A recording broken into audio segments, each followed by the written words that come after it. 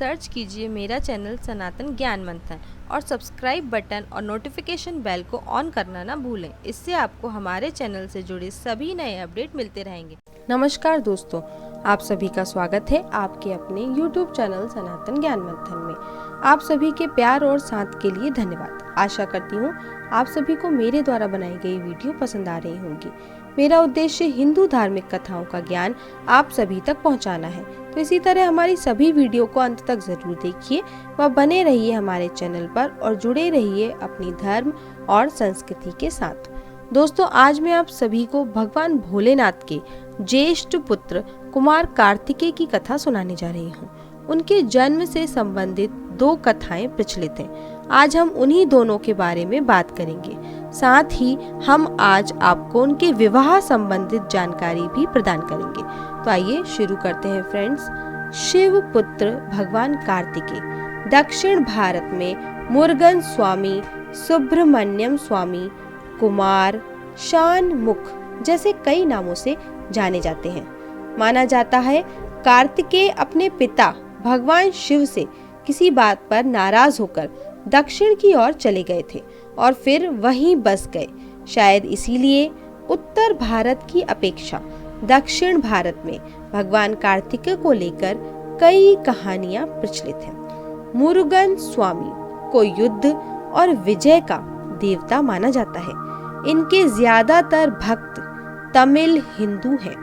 इनका वाहन मोर है और इनका अस्त्र वेल है, जो स्वयं माता पार्वती ने इन्हें प्रदान किया था। केवल दक्षिण भारत में ही नहीं, श्रीलंका और मलेशिया में भी इनके प्रसिद्ध मंदिर हैं। मलेशिया में मुरुगन स्वामी की सबसे बड़ी मूर्ति है। कई स्थानों पर इनके बाल स्वरूप की पूजा की जाती है, ठीक उसी तरह जैसे उत्तर भारत में भगवान कृष्ण के बाल स्वरूप की पूजा की जाती है। भगवान कार्तिकेय के जन्म को लेकर मुख्य रूप से दो कहानियां प्रचलित हैं। पहली शिव पार्वती के पुत्र के रूप में और दूसरी कृतिकाओं के पुत्र के रूप में। पुराणों में वर्णित कथा के अनुसार माता सती अपने पिता राजा दक्ष के द्वारा अपने पति भगवान शिव का अपमान किए जाने के कारण यज्ञ की अग्नि में ही आत्मदाह कर लेती हैं।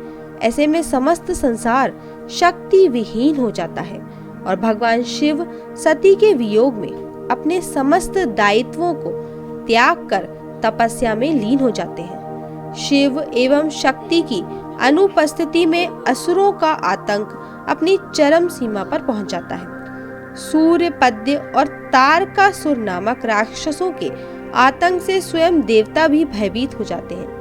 सभी देवता ब्रह्मदेव के पास जाकर मदद की गुहार लगाते हैं। तब ब्रह्मदेव बताते हैं कि माता सती ने राजा हिमालय की पुत्री पार्वती के रूप में जन्म लिया है और केवल शिव और पार्वती का पुत्र ही असुरों का विनाश कर सकता है। शिव की तपस्या भंग करने के लिए देवता कामदेव की सहायता लेते हैं और तब शिव और पार्वती का विवाह होता है, जिसके फलस्वरूप कार्तिकेय का जन्म होता है, जो असुरों का विनाश करते हैं। दूसरी कथा के अनुसार दक्षिण में प्रचलित कथा शिव पार्वती के विवाह के पश्चात अर्थात शिव और शक्ति के एक हो जाने पर भगवान शिव पंच महाभूतों अर्थात पृथ्वी, जल, अग्नि, वायु और आकाश को शक्ति के साथ जोड़कर 6 शक्तियों का एक शक्ति पुंज उत्पन्न करते हैं और इसे सरोवर तक ले जाने का कार्य अग्निदेव को सौंपते हैं। परंतु इस शक्ति पुंज के ताप को स्वयं अग्निदेव भी सहन नहीं कर पाते और गंगा जी की सहायता लेते हैं। गंगा जी शक्ति पुंज को सरवन तक ले जाती हैं, जहां 6 सिर वाले शरवण भव का जन्म होता है। इन्हें 6 कृतिकाएं पालती हैं, जो आगे चलकर कृतिका नक्षत्र के रूप में पूजनीय होती हैं। कृतिकाओं ने इन्हें अपना पुत्र बनाया था, इसीलिए इनका नाम कार्तिकेय पड़ा। उत्तर भारत में जहां भगवान कार्तिकेय के अविवाहित होने के पीछे कई कथाएं प्रचलित हैं, वहीं दक्षिण भारत में भगवान कार्तिकेय मुरुगन स्वामी अपनी 2 पत्नियों के साथ विराजित हैं। देवसेना और वल्ली इनकी 2 पत्नियां हैं। जो क्रमशः इच्छा शक्ति और क्रिया शक्ति की प्रतीक मानी जाती है। देवसेना इंद्रदेव की पुत्री है। माना जाता है कि जब कार्तिकेय ने देवताओं को असुरों के आतंक से मुक्त कराया था तो इंद्रदेव ने उपहार स्वरूप अपनी पुत्री उन्हें सौंप दी थी। वल्ली एक जनजातीय प्रमुख की बेटी है जिससे उन्होंने प्रेम विवाह किया था। अपने पूर्व जन्म में देवसेना और वल्ली दोनों बहनें थीं। इन्होंने मुरुगन स्वामी को पति रूप प्राप्त करने के लिए तपस्या की थी, जिससे प्रसन्न होकर मुरुगन स्वामी ने अगले जन्म में इनकी इच्छा पूरी करने का वरदान दिया। भगवान कार्तिकेय ने स्वयं अपने पिता शिव को ओम का रहस्य समझाया था, जो सृष्टि रचयिता ब्रह्मदेव भी समझने में व समझाने में सक्षम नहीं थे। ऐसा करके उन्होंने अपने ही पिता के गुरु बनने का गौरव भी प्राप्त किया।